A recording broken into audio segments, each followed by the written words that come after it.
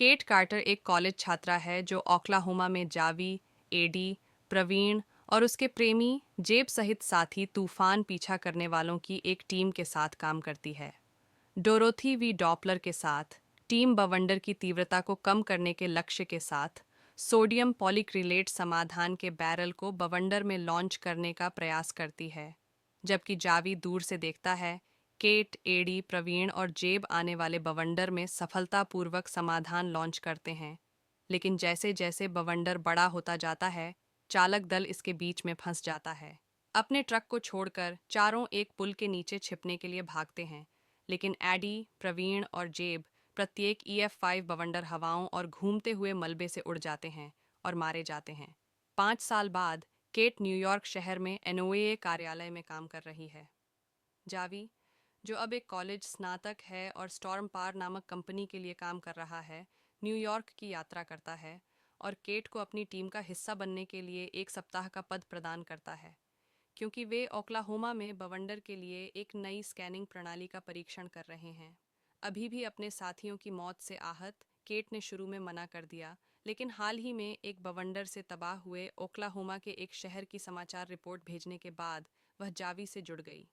Cat और Xavi Oklahoma पहुंचते हैं और स्टॉर्म पार टीम के बाकी सदस्यों में शामिल हो जाते हैं, जिसमें जावी के साथ काम करने वाला एक व्यवसायी स्क्वाड भी शामिल है। तूफान का पीछा करने वाले अन्य दल आते हैं, जिनमें प्रसिद्ध यूट्यूब तूफान पीछा करने वाले टाइलर ओवेंस भी शामिल हैं, जिन्हें टॉर्नेडो रैंगलर के नाम से जाना जाता है, जो बून, लिली, डेक्स्टर और दानी के अपने दल में शामिल हैं। साथ ही लंदन के एक पत्रकार बेन भी शामिल हैं, जो अमेरिकी पर लेख लिख रहे हैं। तूफान का पीछा करते हुए स्टॉर्म पार और टाइलर का दल अपने पहले बवंडर पर निकले, जो पास के पवन फार्म में जा गिरा।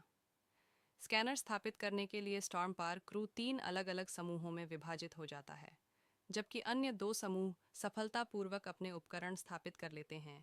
केट को PTSD हमले का सामना करना पड़ता है और वह अपने ट्रक को बवंडर से दूर ले जाने के बजाय जावी को अंतिम स्कैनर स्थापित करने में मदद करने में असमर्थ है। अगले बवंडर के दौरान स्टॉर्म पार टीम ने स्कैनिंग प्रणाली को सफलतापूर्वक लॉन्च किया, लेकिन तीसरा स्कैनर जल्द ही तेज बवंडर हवाओं से नष्ट हो गया।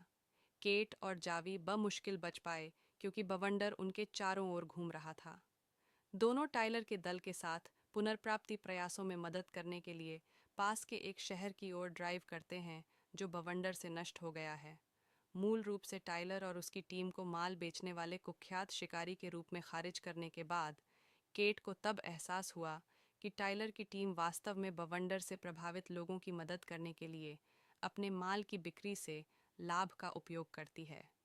केट की मुलाकात स्टॉर्म पार निवेशक मार्शल रिग्स से भी होती है, जिसे बाद में पता चलता है कि वह क्षतिग्रस्त जमीन खरीदकर बवंडर की तबाही से मुनाफा कमा रहा है।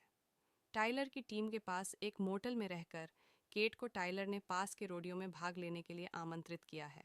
केट ने टाइलर को बताया कि वह न्यूयॉर्क शहर के बजाय सैपुल्पा, ओक्लाहोमा में पली बड़ी है, जबकि टाइलर एक पूर्व रोडियो काउबॉय होने की बात स्वीकार करता है, जिसने कई चोटों के बाद मौसम विज्ञान का अध्ययन करने का फैसला किया।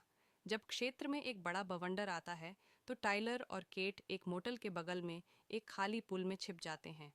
बवंडर के बाद केट गुस्से में जावी से रिग्स के इरादों के बारे में पूछती है, जिससे जावी अपने सहयोगियों की मौत के लिए केट को दोषी ठहराती है। केट सपुल्पा में अपनी माँ के खेत में चली जाती है। जल्द ही उसके पीछे टाइलर आता है, जो बवंडर व्यवधान प्रयोग के संबंध में केट के पिछले नोट्स और शोध को उजागर करता है। केट ने शुरू में प्रयोग को दोबारा करने में मदद करने के टाइलर के प्रस्ताव को अस्वीकार कर दिया। फिर भी वह अपने सहकर्मियों की मौत के लिए दोषी थी, लेकिन टाइलर की सलाह के बाद उसने स्वीकार कर लिया कि उसे अपने अतीत को अब अपने रास्ते में नहीं आने देना चाहिए। अगले दिन टाइलर और केट एक गुजरते हुए बवंडर पर आते हैं और समाधान छोड़ते हैं, लेकिन बवंडर खत्म होने में विफल रहता है।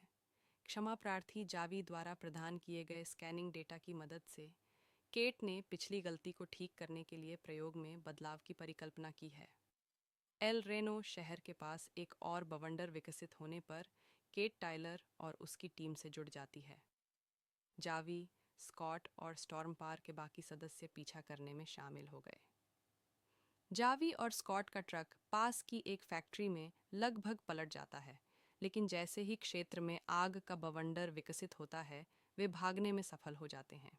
जावी पुनर्प्राप्ति प्रयासों में मदद करने के लिए एल रेनो की ओर जाने का प्रयास करता है, लेकिन स्कॉट द्वारा रिग्स के लिए अपने मिशन को जारी रखने के लिए दबाव डाला जाता है।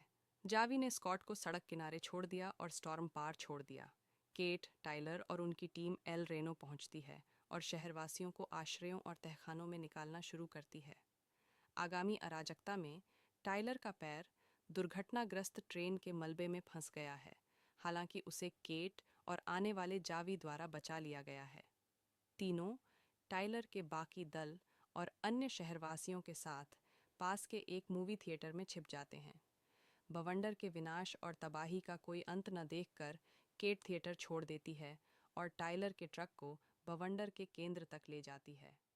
नियंत्रण के साथ एक संक्षिप्त संघर्ष के बाद उसने सफलतापूर्वक